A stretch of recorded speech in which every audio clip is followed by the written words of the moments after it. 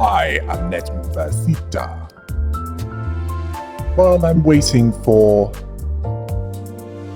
the next part of the story, there's something I want to have a more focused look at.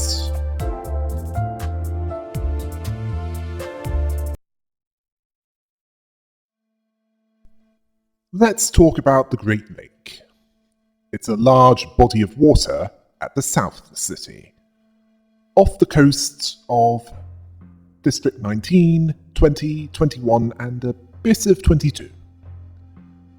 It's one of the most dangerous places around, and we're talking about the Project Moon universe here, where marine navigation is dangerous enough by itself. The Great Lake has more dangerous hazards. Those within the waves, which are zones within the Great Lake when, well, things get particularly dangerous, which happens when the laws of the Great Lake are broken. When the whales surface. Monsters that are not abnormalities, nor are they distortions. They are monsters that seek to devour any human unfortunate enough to be caught in the waves, and be unable to defend themselves well enough. Those that are consumed by a whale, or at least bitten by one of the mermaids, they start to change. They lose themselves, and then they eventually transform and become mermaids themselves. It's why the profession of whaler is in demand in that region, where in our world, this is largely considered abhorrent, enough to make someone shout out, "Welcome to Greenpeace Hell!" In that world, however, it's a booming business, and number of whales don't appear to be going down, so business isn't going to run out anytime soon. The mermaids are used for food, including in ice cream. Likely similar to how in Japan they put fish in ice cream. Yeah, I know, it sounds out of place, doesn't it? Then again, the Americans put bacon bits in chocolates. So, which is more strange to you? The flippers are used to make perfume, and the whales have whale oil. While it's dangerous to extract, due to it causing the one that's exposed to it to be, well, let's just say that in a dead whale, those exposed to this will lose themselves, and the self will be degraded without any hope of recovery if left in there for too long. While if the whale was alive when this happens, those within get turned into a mermaid. Whale oil is used for a number of purposes in the Great Lake. It's even used as a business for, well, it's used by the syndicates as well as more legitimate individuals. As for syndicates, that's certainly the case for the Twin Hook pirates led by Captain Hook, at least when he's sober. Otherwise, First Mate Spee will deal with that. The Twin Hook pirates being affiliates of the Middle, or as I sometimes call them, the Special Snowflake Syndicates, as they're unbelievably petty, as they've been known to kill someone and those associated with them for stealing hair salon coupons, which Big Brother Ricardo of the Middle attempted to do with Limbus Company, when Heathcliff stole his Stingray Portship luxury hair salon coupons that would allow him to get an appointment-free visit. I've even looked around, and they're being compared to the Warhammer Fantasy dwarves due to the similar vindictiveness. Vindictiveness is an unreasoning desire for vengeance. Okay, starting to get a bit off topic there. Let's talk about how life on the Great Lake works. Nothing stays in one place within the Great Lake for too long. Not even the port cities, which move around. The waves will destroy any humans that do so, which is why they need to move from sector to sector of the Great Lake, all to avoid getting devoured by one of the many whales that hunt down anything within the waves that breaks the laws of the Great Lake. Each boat that feature as part of it, a navigation feature, will take the route given to them by that wing to move to a specific location, such as a port city, where they'll be safe. This route can vary in the time it can take, as sometimes they can stay stationary waiting for an opening, or it might need an indirect route to avoid the waves. There are only 3 reasons why any would go into the waves on purpose. Well, to go into the waves anyway. 1. They're whalers actively hunting whales and mermaids. 2. They're reckless and want a more direct route to their destination. Or 3. And this can be unintentional, as it means that the means of propulsion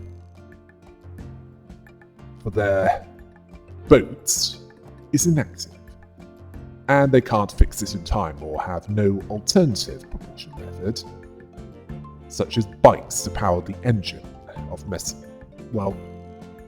engine of Mephistopheles, like Dante and the Damned Dozen were forced to do, to avoid a wave full of scary hentai. Each wave has its own rules. These are the laws of the Great Lake. As many as possible are committed to memory, those that live to speak of the encounter of them anyway. As for the laws of the Great Lake, this determines how long you can stay in one sector and which path you can take, and they are not written down. The reason for this is because it would break a taboo specific to at least District 19. Breaking this would lead to taboo hunters hunting them down. Yes, this is any form of writing it down, including tattoos. Perhaps it's because the wings that border the Great Lake don't want a clear set of rules for how the Great Lake works, because it would make voyages there safer and less tormenting.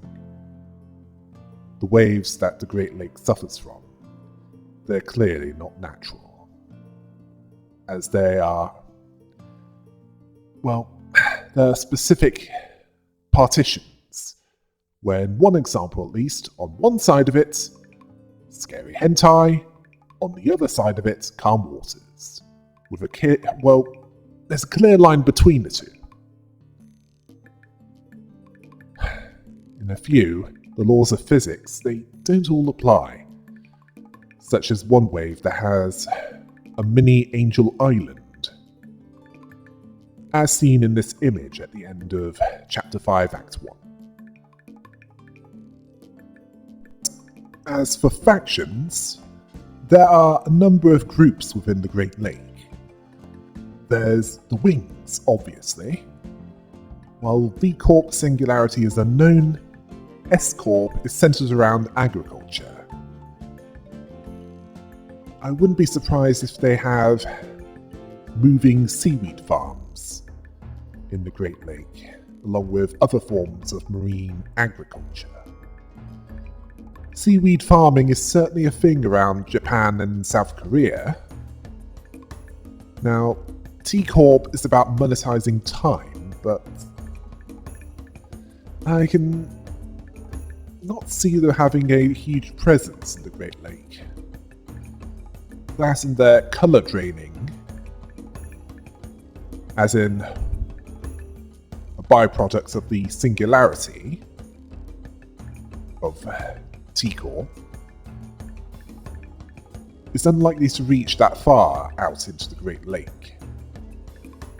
U-Corp has the resonance tuning fork, which can fuse things together, such as using two ships in order to dock, where they appear as if they were always one. It can also be used to turn scrap into something useful, which is how the modifications made to Mephistopheles were made to make it capable of travelling through the Great Lake. It's implied that this is what the whale oil is used to make, as those consumed by them are merged into them. Now, the trash crabs, while these are mutants that use scrap to protect themselves, like hermit crabs use discarded shells of others for the same purpose. Now, does anyone suspect that they were an unintended byproduct of U-Corp's singularity, where they merged with scrap as if it was always a part of them? Then again, it might just be how they adapted to that nightmarish world. The syndicates operate even there, within the Great Lake, even acting like ancient sea pirates. The Twin Hook pirates certainly are in the business of ice cream and perfume from mermaids, along with whale oil. But those don't seem profitable to them, at least not by the time that Limbus Company arrived at the Great Lake. So they moved into the less legitimate business model of kidnapping and holding them for ransom, squeezing as much out of them as possible and then killing the hostages, leaving them to rot inside shipping containers. As far as the fingers are concerned, at least the middle have operations there. Well, besides keeping the Twin Hook pirates in check, and utilizing ships with their colours, such as using purple sails to match the shirts, vests, and tattoos that empower them. They will hunt down any that have wronged them enough, and have been known to maim those that have done less than that. What? Just because you're in a place full of dangerous waves where whales and mermaids can attack you for being impatient enough to go through them as they appear? That means nothing to them. They'll hunt you down. They're almost as dedicated as the tax people of T-Corp. The other fingers likely operate in the Great Lake as well, but thankfully, their attention wasn't drawn during Chapter 5. As for places within the Great Lake, there's no landmasses beyond the coast, where there's the mudflats, where the boatworks operators and trash crabs live. There are also luxury resorts for the more well-off nest citizens, where each side is separated by a field that destroys those that touch it. Well, at least within District 21, of course.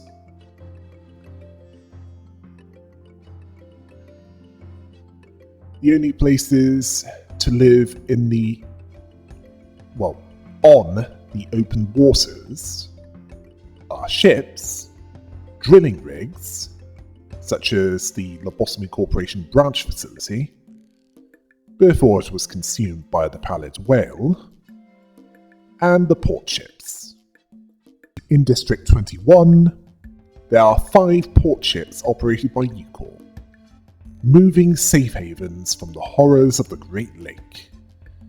Any threats within the port ships are of a more human variety, as syndicates operate within them. The line between Nest and Backstreets is more loose there. Marlin Port is known for its ice cream. each port ship appears to, well, it's likely named after the 5 calamities. So there's Marlin Port, which was visited by Limbus Company, Kraken Port, Stingray Port, Pallid Port, and Crimson Port.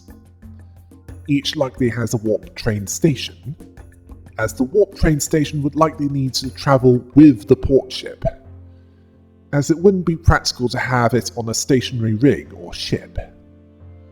It would also be more convenient, if expensive, to go to other port ships via warp train, or even other districts using this method. Well, if you don't know how they work, of course. Normally, there would only be one warp train station in each district. But the Great Lake is a unique case, isn't it?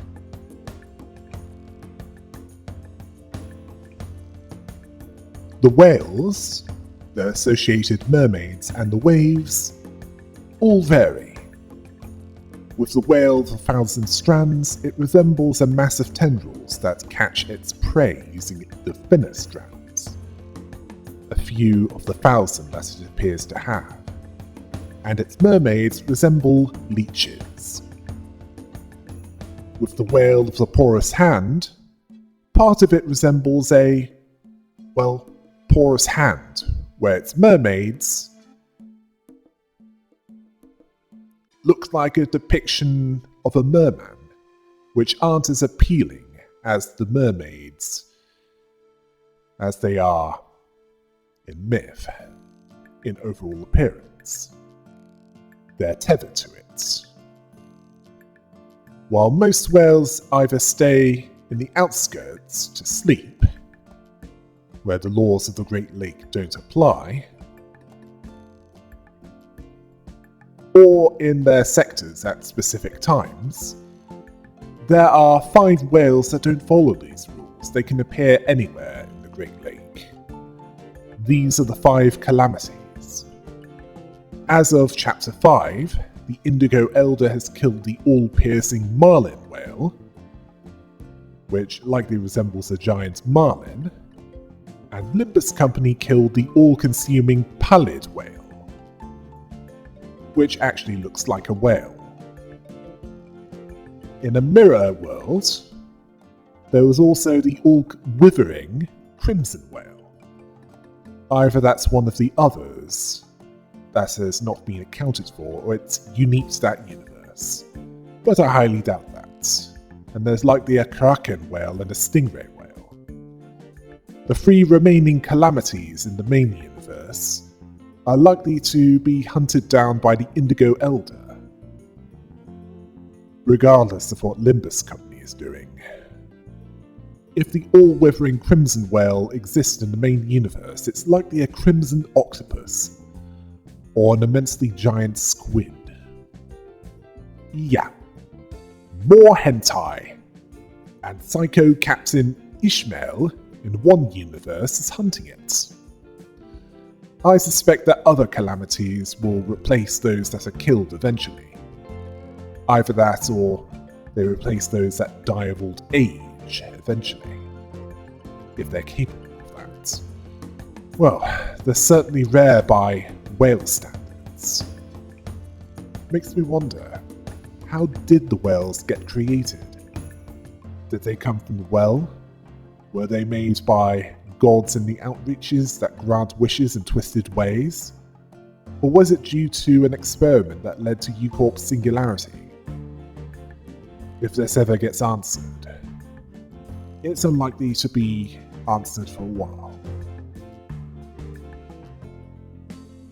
As for what the Great Lake seems to me, certainly based on the laws of the Great Lake, it's as if the executives of U-Corp are playing some kind of game where they make the different sectors of the Great Lake whatever they want within a set of rules, and watch as the people there struggle. Some of the rules that are: port ships are safe havens from the horrors of the Great Lake, and they have no control over the 5 calamities. and they'll punish those that write down the laws of the Great Lake, as if they're cheating in their game. I mean, imagine some twisted fusion of Mario Party and Squid Game, where those that lose receive a painful death, if they're lucky, where the mini-games are fights to the death, and the route is determined by the condition of their vessel, where they're directed to, how confident they are about their ability, along with their actual ability. It looks too artificial to be natural, and besides, the outskirts are the place where they sleep, as they're found with their tails on the surface, as they're face down, as their surroundings are mostly dark. Too dark for unaugmented vision to see them clearly. Yes, the outskirts are a dangerous enough place to be in when they're solid ground, as at least people can live there in constant peril of the monsters that live there. Never mind anything else that's dumped within the outskirts as impurities by the head. While 2 of the calamities are now dead, 3 others remain, and there are other lesser whales that prey on those travelling the Great Lake, and so the dangers of this vast watery region are not going to go away anytime soon. As Ishmael would put it, there's an adage that every greenhorn sailor of the Great Lake hears before they first set sail. There's but one thing you can count on if you find yourself in an unfamiliar lake whose waves are alien to you. It's not your sailing prowess, your far-seeing eyes of a pathfinder, or the unbreakable bond between you and your mates. Many sailors fail to endure this trial and instead choose to become sacrifices to the depths of the lake. Trust nothing but your own resolve to hold steadfast in the face of terror, in the face of calamity. Though the raging lake may remain indifferent to the will of your meager existence. Some of those that hear that will die, while others will survive long enough to be experienced sailors. Those that do so will be exceptionally tough and be able to survive many things that others in the mainland are less likely to withstand. Oh yes, and a slight note before I finish this off. I believe it was a U-Corp executive that was turned into a puppet by Jae Hyun, the puppeteer, during the events of Library of Ruina. So yeah, there are warp train stations even in the Great Lake.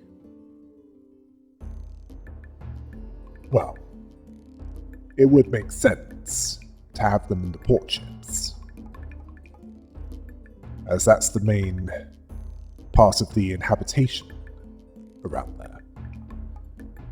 They might have a warp train station on the mainland as well. Yeah, it is a bit unclear, but it would make sense, wouldn't it?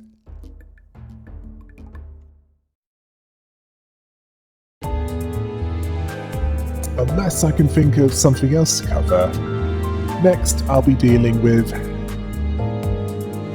Walpurgis. Until next time, heal the rabbit!